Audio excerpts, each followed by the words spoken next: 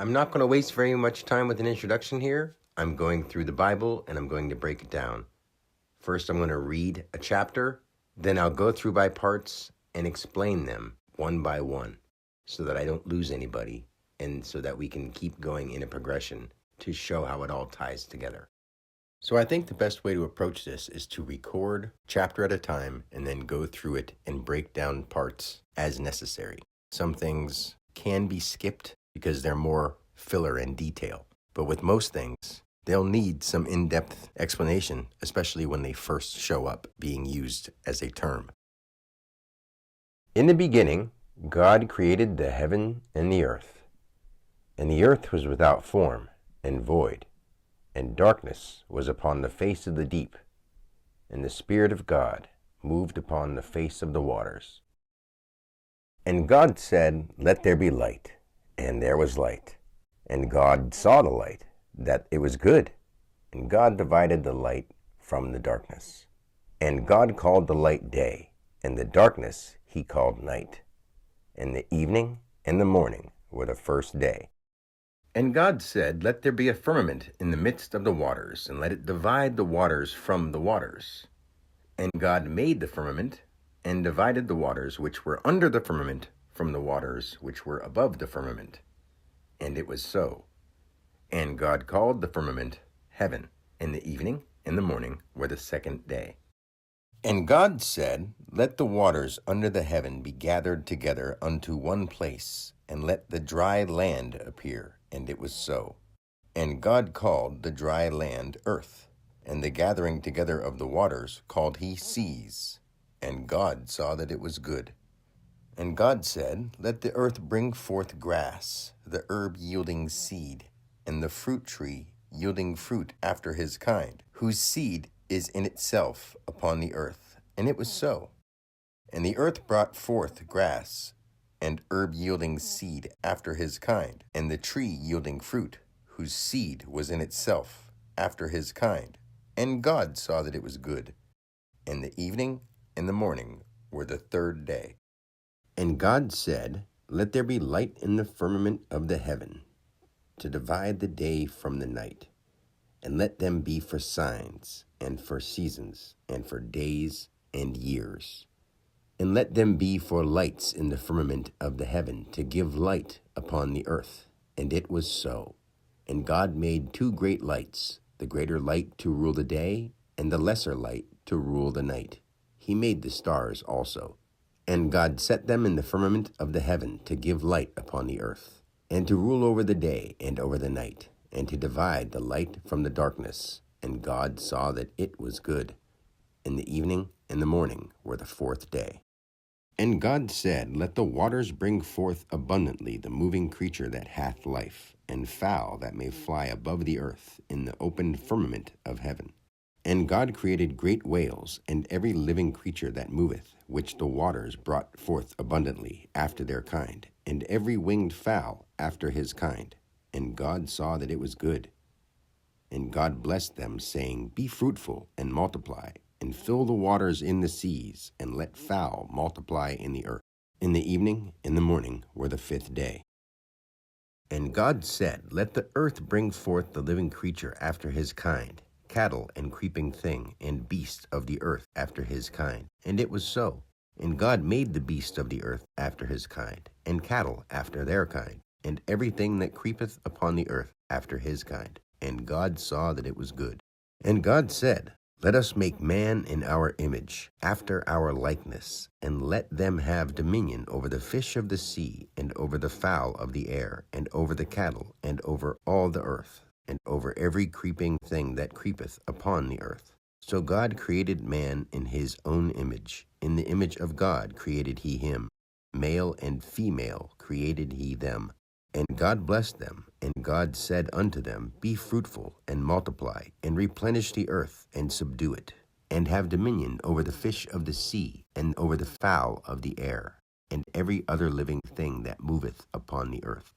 And God said, "Behold, I have given you every herb bearing seed, which is upon the face of all the earth, and every tree in the which is the fruit of a tree yielding seed. To you it shall be for meat. and to every beast of the earth, and to every fowl of the air, and to every living thing that creepeth upon the earth, wherein there is life, I have given every green herb for meat. And it was so. And God saw everything that he had made, and behold, it was very good. And the evening and the morning were the sixth day.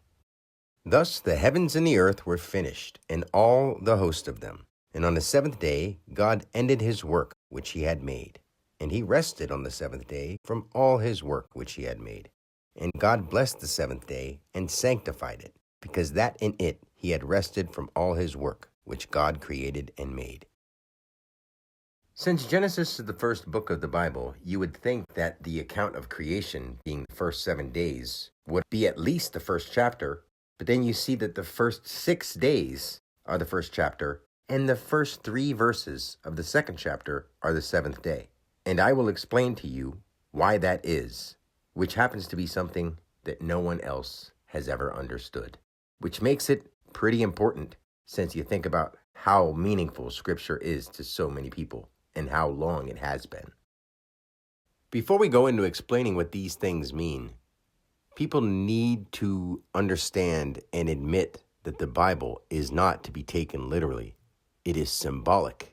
It has to do with the actions of your mind. It has to do with spirit, and it has to do with astrology. If people don't like that, that's too bad. How else would you learn about the deepest part of your being unless you were told stories with symbols and names and figures that made sense to you? And when I've shown for years how the word really is more than we understand, and you apply it to this and see that it actually makes sense, and I've been saying it for a long time, whether you like the way I present it or not, what I'm saying is true. And the reason that I'm saying it like this is because my heart is wide open, trying to get people to understand that we can fix these problems if we actually do care. And don't expect for some being out in space to come rescue us. The being out in space is the mind that you have lost connection to. Think about it. When you get some idea out of nowhere, people will even say, well, that came from outer space.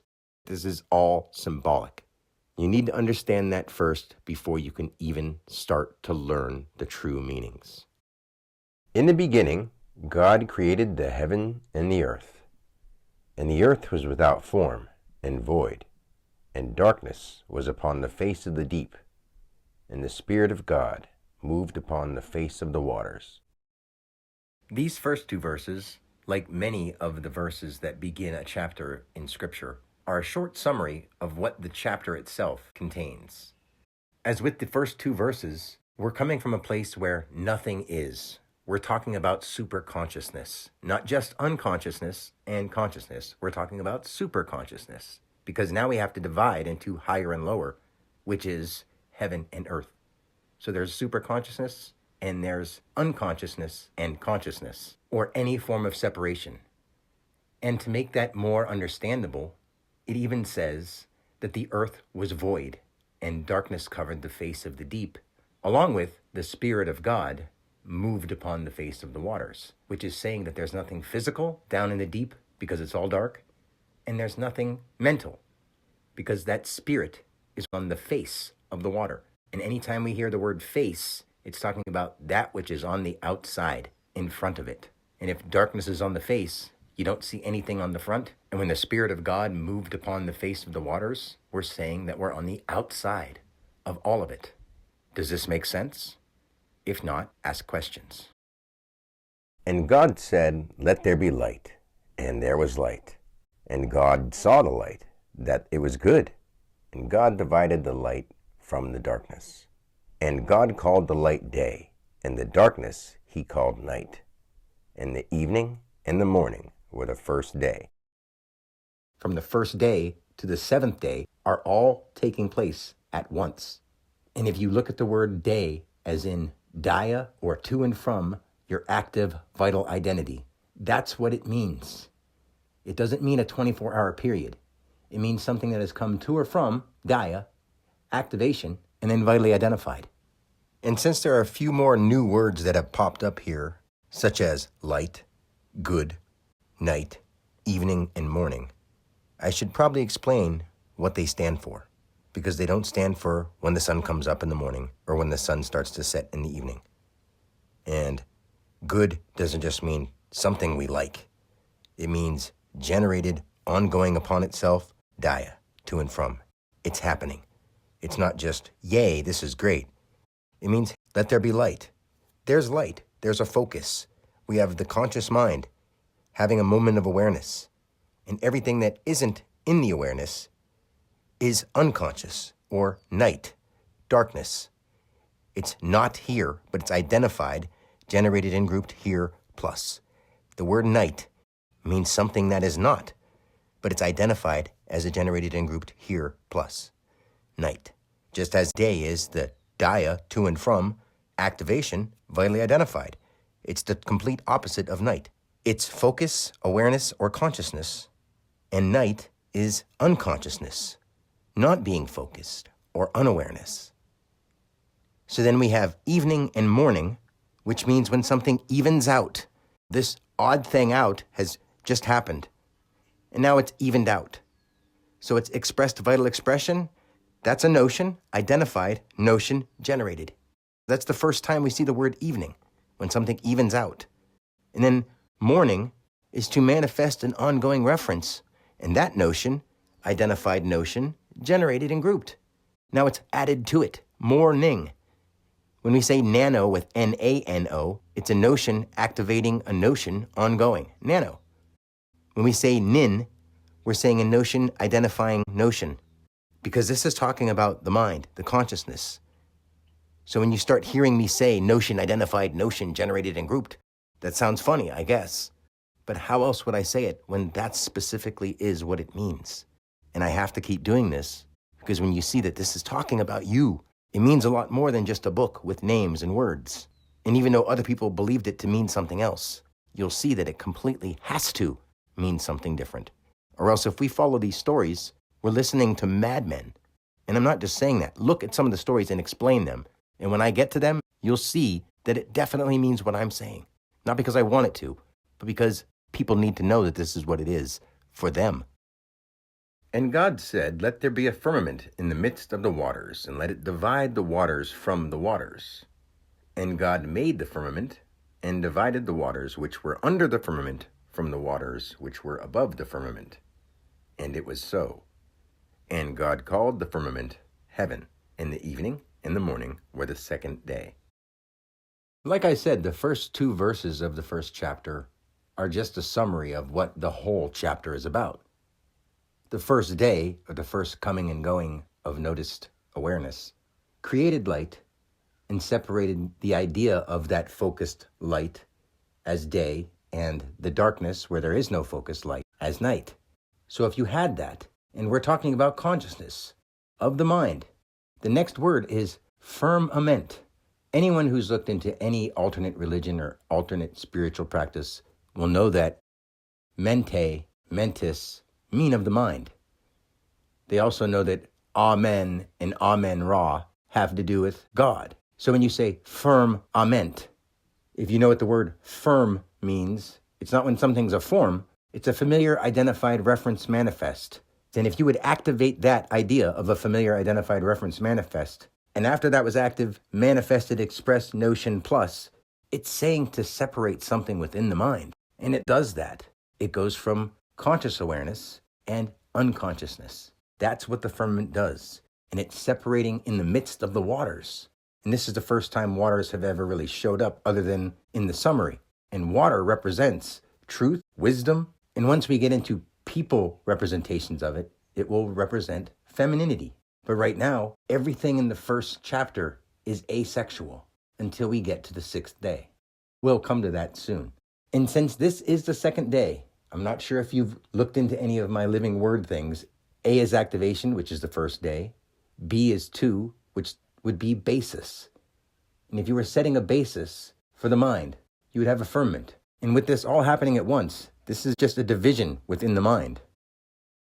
And God said, let the waters under the heaven be gathered together unto one place, and let the dry land appear. And it was so.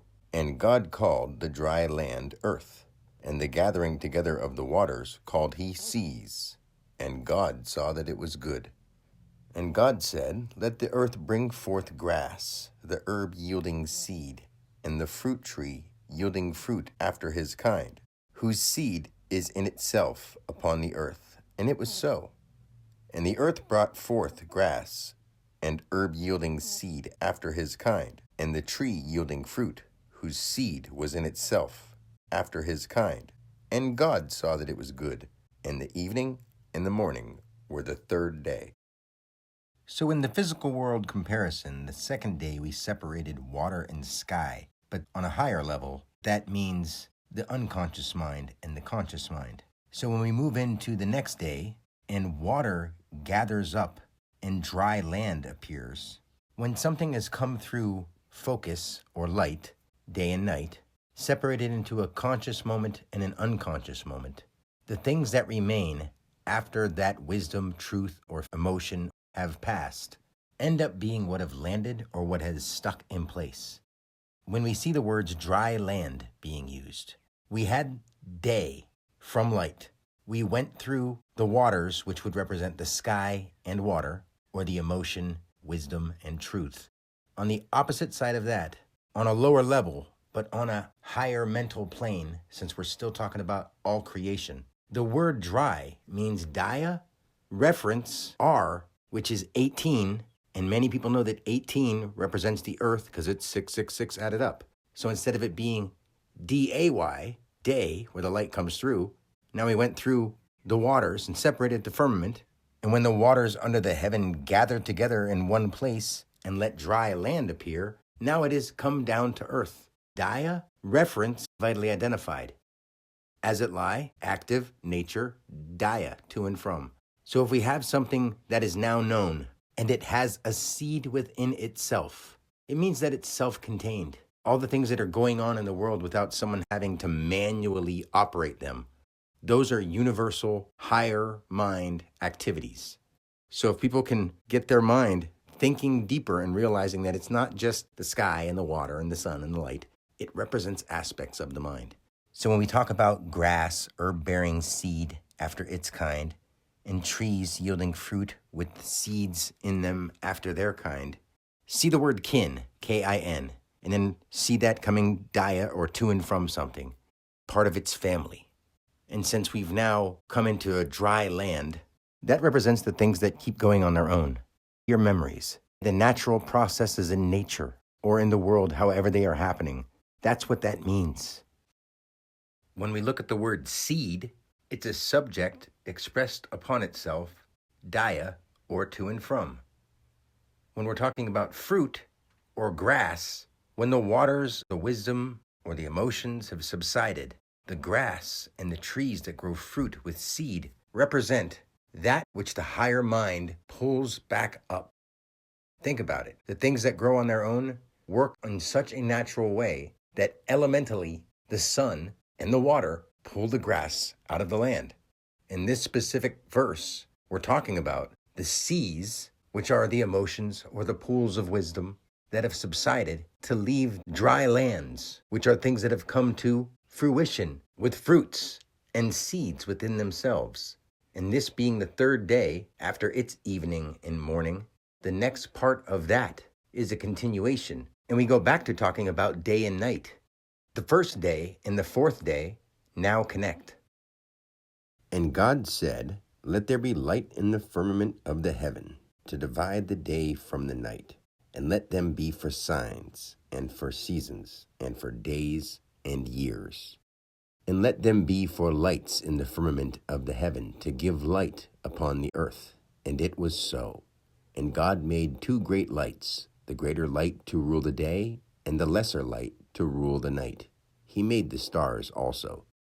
And God set them in the firmament of the heaven to give light upon the earth, and to rule over the day and over the night, and to divide the light from the darkness. And God saw that it was good.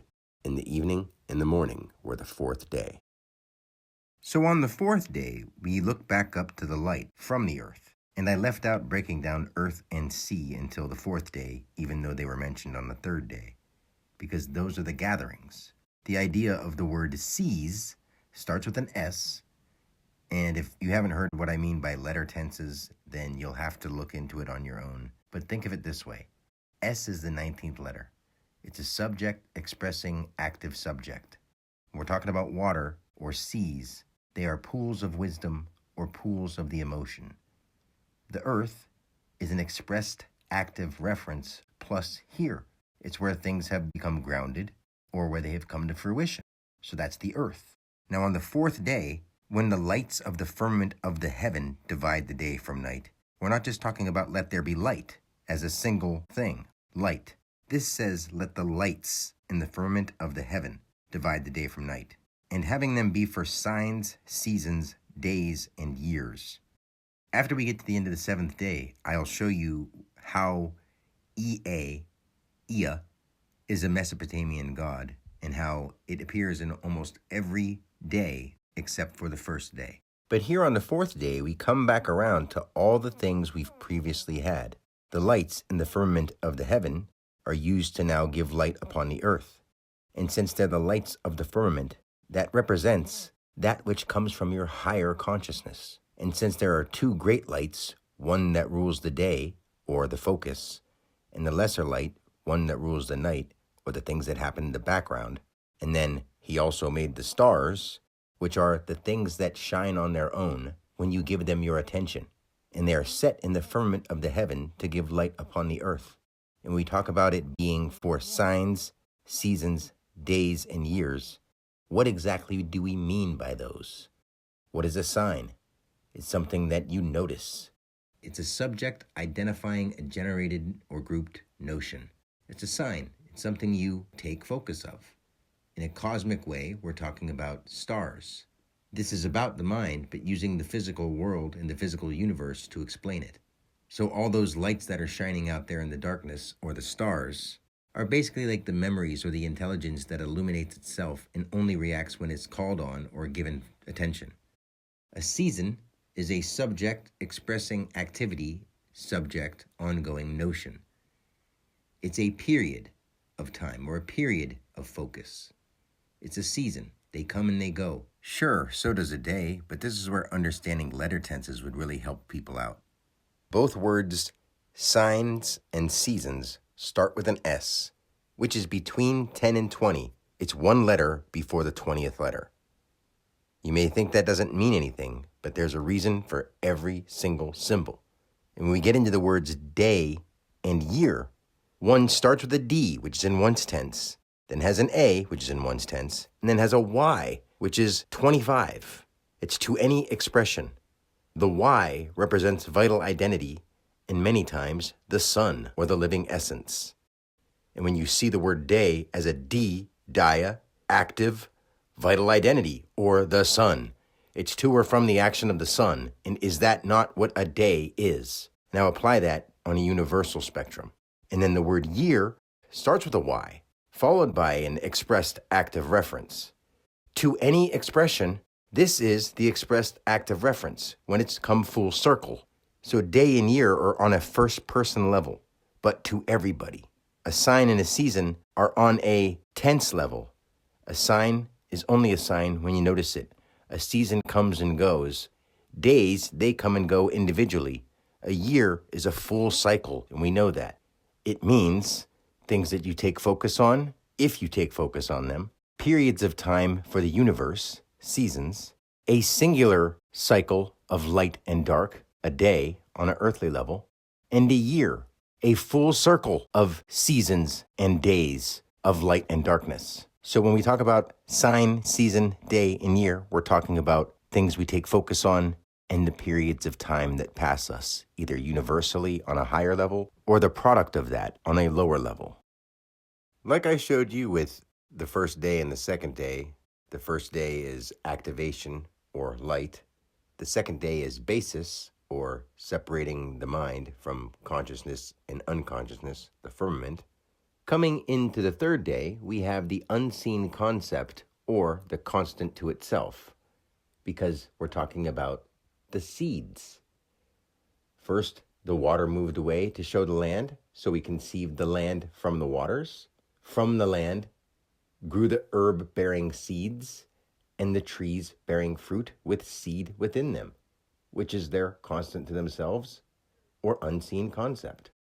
The fourth day, Dia, is to and from, and we look to the lights for directions, signs, seasons, days, and years. That's definitely something we're looking to for directions and what we're coming to and from, Dia. Now we move into the fifth day. And God said, Let the waters bring forth abundantly the moving creature that hath life, and fowl that may fly above the earth in the open firmament of heaven. And God created great whales, and every living creature that moveth, which the waters brought forth abundantly after their kind, and every winged fowl after his kind. And God saw that it was good.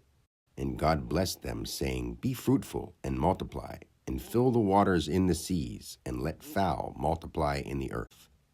In the evening, in the morning, were the fifth day. Seeing how this whole book is about the actions of the universe and the actions of your mind, I want you to notice that the first 7 days, we have the first day and the fourth day, where on day 1, let there be light. On day 4, let there be lights in the firmament of heaven to divide day from night, which were both created on the first day. Okay, what am I getting at here? That's 1 and 4. The firmament was created on day 2 in the midst of the waters. Well, on day 5, the waters bring forth the creatures that hath life. And the fowl, of course, represent birds, but they also represent familiar, form or force, ongoing, dual or plural, as it lies or as its active base. Because a bird can fly from the land to the water, from the water to the sky. And the whole idea of flying in the sky is taking a thought from the earthly nature and lifting it higher in consciousness. And as I was saying about the pattern, day 1, we have light and the separation of day and night. On day 4, we have lights in the firmament that separate day and night and give us signs. So there's a little more detail to it. On day 2, we have the firmament, which is the division of the waters, and that symbolizes the air and the sea. So when we compare these to actions of the mind or actions of consciousness, a whale represents something much bigger than most people think. It's not just saying something that lives in the water. The water represents the emotions or truth and wisdom, as we already know. What we also know about a whale is that they're a mammal that lives in water that breathes oxygen and gives birth to its own warm-blooded offspring, and it never comes out of the water. When we have something representing wisdom, truth, or emotion, and then you think about how those things are achieved, you know that they're a secondary thing. And the word water, being a W, is a dual or plural, active plus express reference, or a dual or plural, at expressed reference. That's what water stands for in symbology. It has many different things that it can mean, but when you understand it and you apply it in context, it will make sense to you. So in this way, the whales live in and never come out of the water. So if you were to find truth or you were to find wisdom, you have to look for it. For you to have an emotion, you had to have had something happen to have that emotion. So that's why they're considered the waters. And that's also why they call them the great whales, because they're a dual, here, active, as it lies, expressed. Whether you know about it or not, or whatever happens as an outcome. Emotions are an outcome of thought. Wisdom is an outcome of knowledge. Truth is the outcome of experience. So when we see this on the fifth day, being the expression day, and the things from the waters, which mean your emotion, wisdom, and truth, express, and we're talking about fowl, things that can fly up to the air, or things that live in the water, or the emotions, or the truth. I've tried many times to explain this in depth, and I keep starting over, but this should make sense to you, because I understand it without having to say it. I'm just trying to say it in a way that everyone will understand. So if that's not enough to explain it, ask more, and I will gladly talk to you about it. But let's move on. And God said, Let the earth bring forth the living creature after his kind, cattle and creeping thing, and beast of the earth after his kind. And it was so. And God made the beast of the earth after his kind, and cattle after their kind, and everything that creepeth upon the earth after his kind. And God saw that it was good. And God said, Let us make man in our image, after our likeness, and let them have dominion over the fish of the sea, and over the fowl of the air, and over the cattle, and over all the earth, and over every creeping thing that creepeth upon the earth. So God created man in his own image. In the image of God created he him. Male and female created he them. And God blessed them, and God said unto them, Be fruitful, and multiply, and replenish the earth, and subdue it, and have dominion over the fish of the sea, and over the fowl of the air, and every other living thing that moveth upon the earth.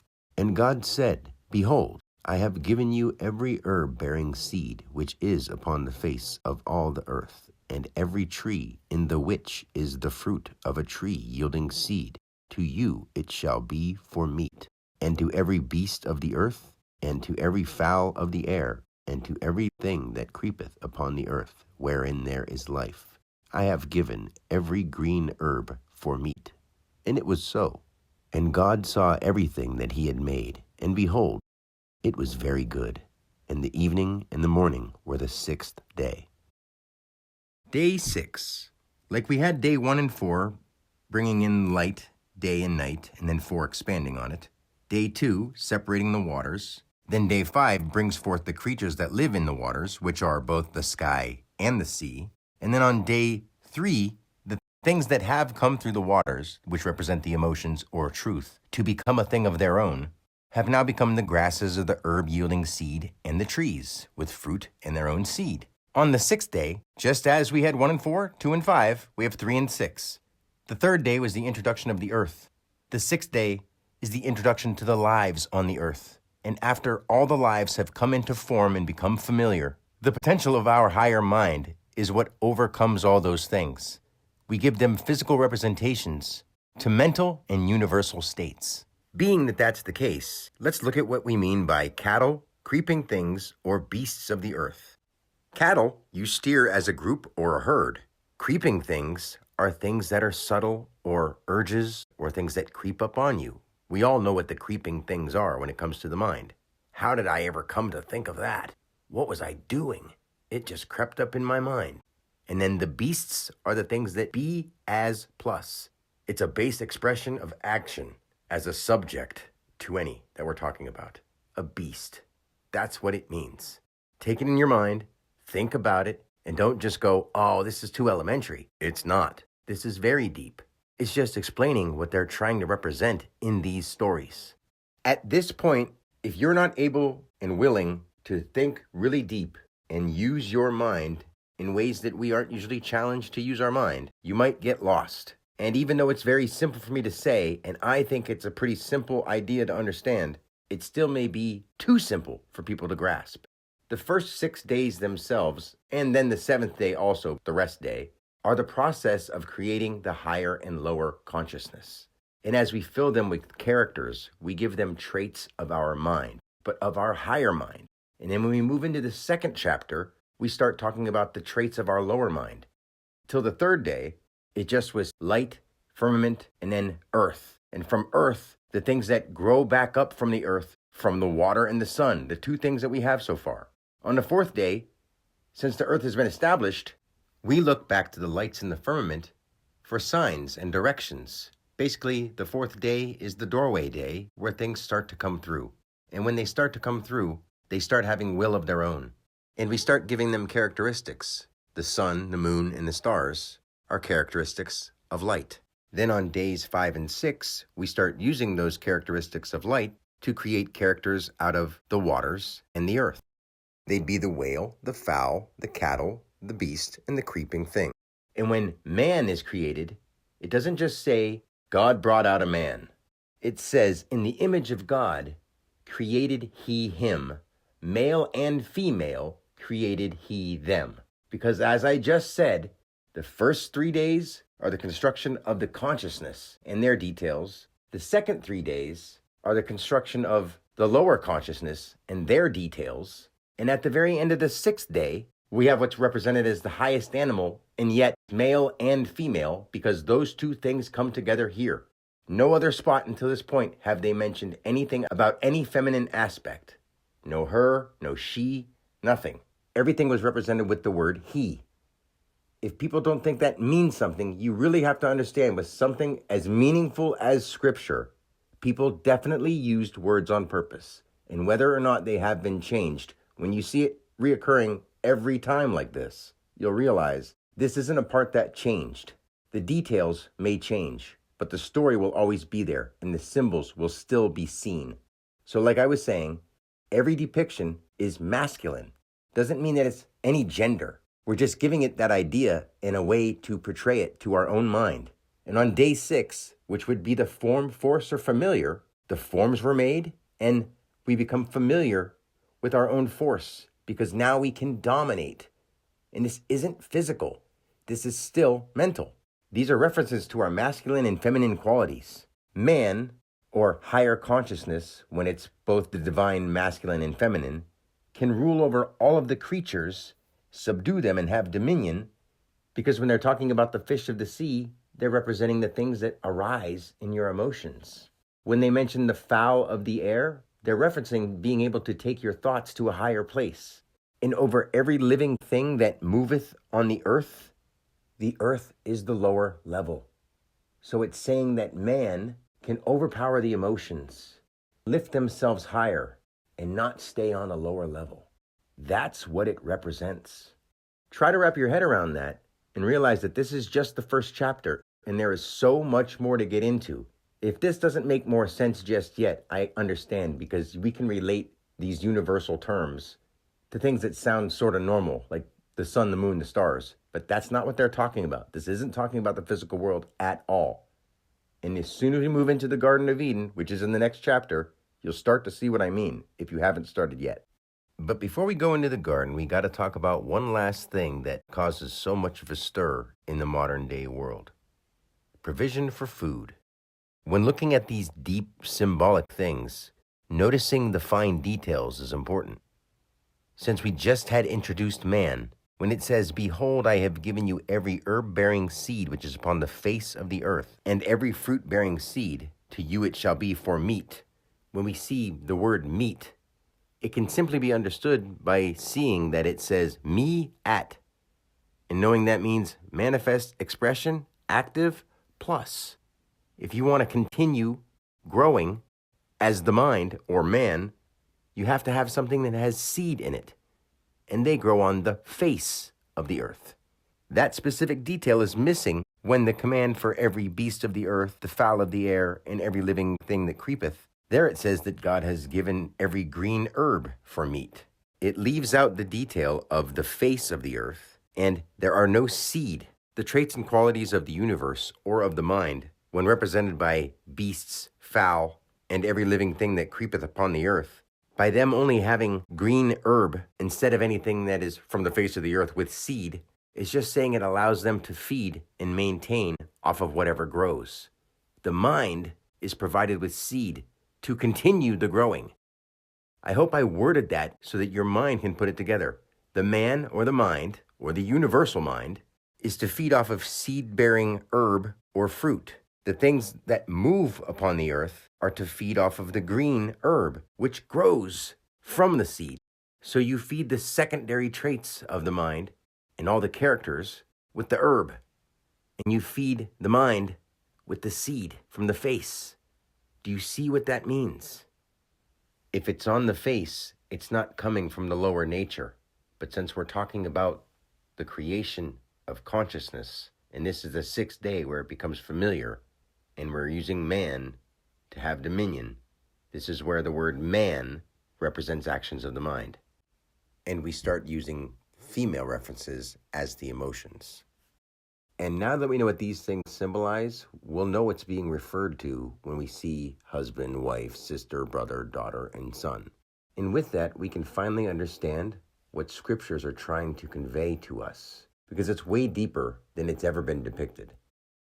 That concludes chapter 1, but before we go into the garden, we have to do the first 3 verses of chapter 2, because that's day 7. I said I was going to do a chapter review, but I feel that we've gone over the first 6 days enough, and if you have any extra questions, you can please ask me them. In fact, you can even call me and talk to me, because I'm not afraid to talk to anybody about the truth. But something that I didn't mention, because I didn't know exactly what day to put it in, I figured I'd wait till I got through it all. I wanted to make sure that people notice when the word and is being used, it means together, along with, or in conjunction. With that being said, notice that every verse of the first chapter of the Bible starts with and, except for the first verse and the 27th verse. The first word, in, may be a very simple word. But if you look at it as identifying nature or identifying notion, and then go into the rest of it, understanding it's about your mind and the actions of consciousness and the universe, it's a lot deeper than otherwise thought. Then after verse 26, the 27th verse starts with so. And this is where I must point out about the alphabet. So we started at 1, talking about the mind. And on verse 26, it says, God said, let us make man in our image, after our likeness.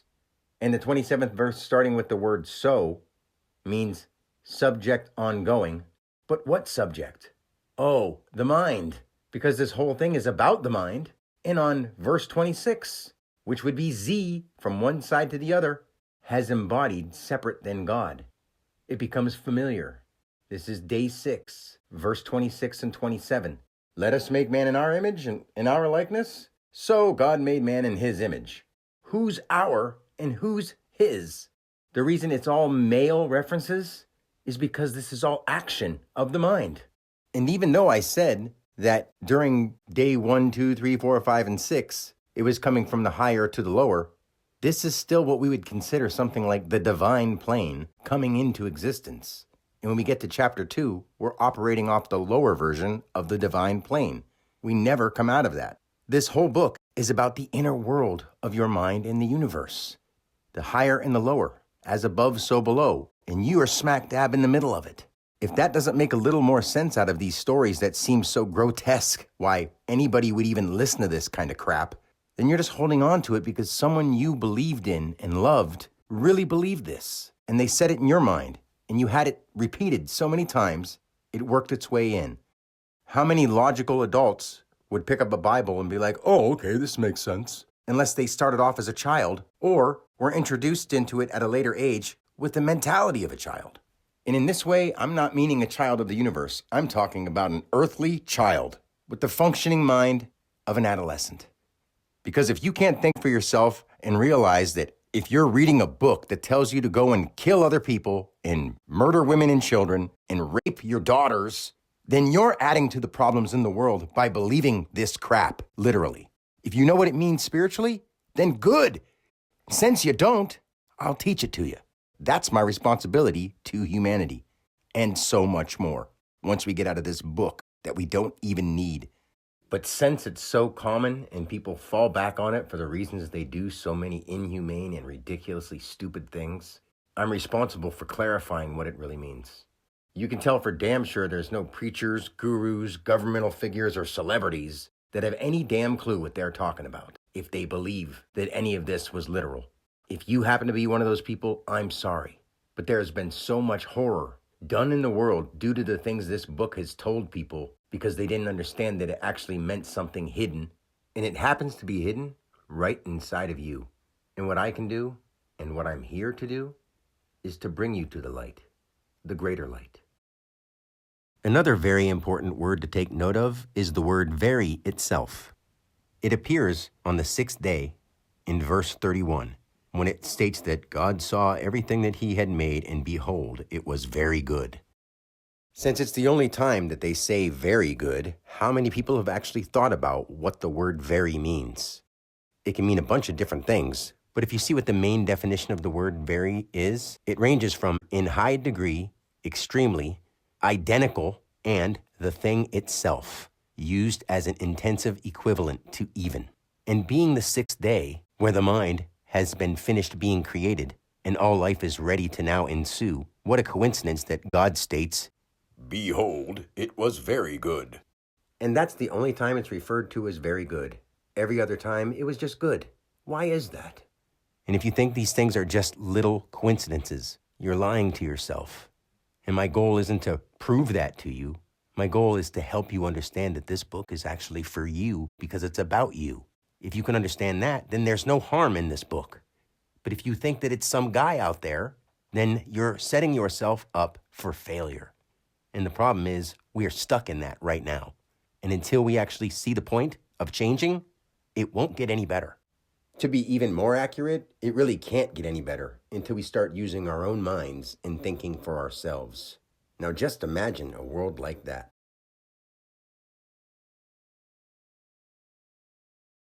Thus the heavens and the earth were finished, and all the host of them. And on the seventh day God ended his work which he had made. And he rested on the seventh day from all his work which he had made. And God blessed the seventh day and sanctified it, because that in it he had rested from all his work which God created and made. So we're officially done with the first chapter, and now we're into the second chapter. But we haven't finished the first 7 days. The very first word of the second chapter is thus. And that would mean to any or plus, here, unanimous or underlying subject. But when that's followed by the heavens and the earth were finished, and all the host of them, what is a host? Here, ongoing subject plus.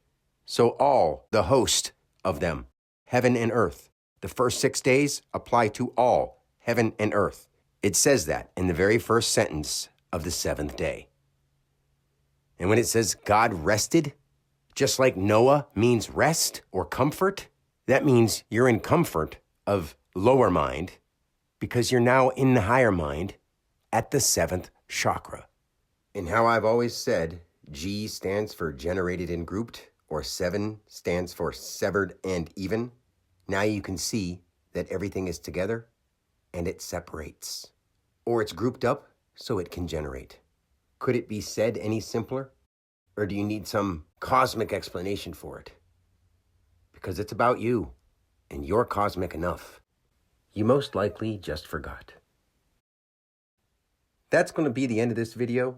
And I know I said I was going to go into talking about Ea, the Mesopotamian god of creation, but I'll do that in a separate video since this one's already long enough. Till next time, peace and God bless.